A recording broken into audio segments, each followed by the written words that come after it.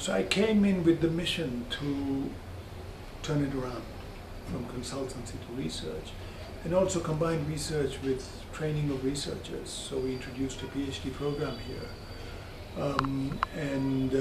We introduced a PhD program with sort of 4 disciplines: history, political economy, politics, and culture. And then an interdisciplinary set of interdisciplinary requirements. It was a 5-year PhD. It was the first PhD in the social sciences and humanities here, which was based on coursework and not simply research.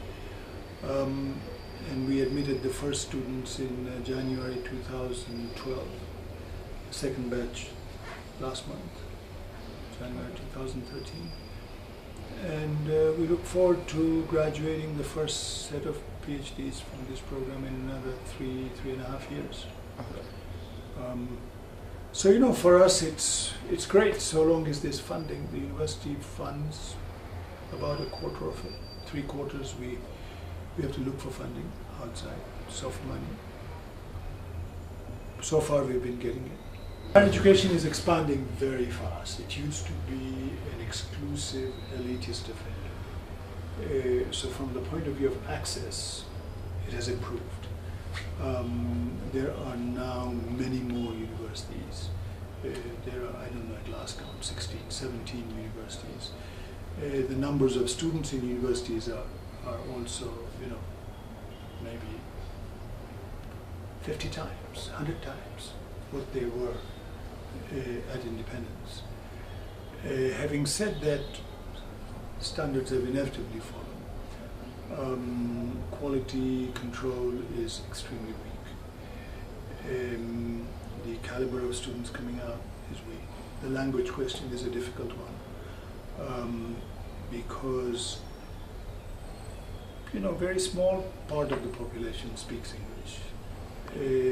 An even smaller part of the population is literate in English, in a sense. The language of the home is different for most people from the language of school and the language of the university. The reading culture has gone down.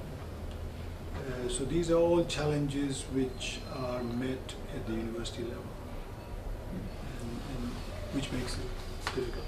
Well, it's a big question all around the African continent, but it's not a question to which much attention has been given here by those in charge of formulating policy. It is a question that does occupy other minds.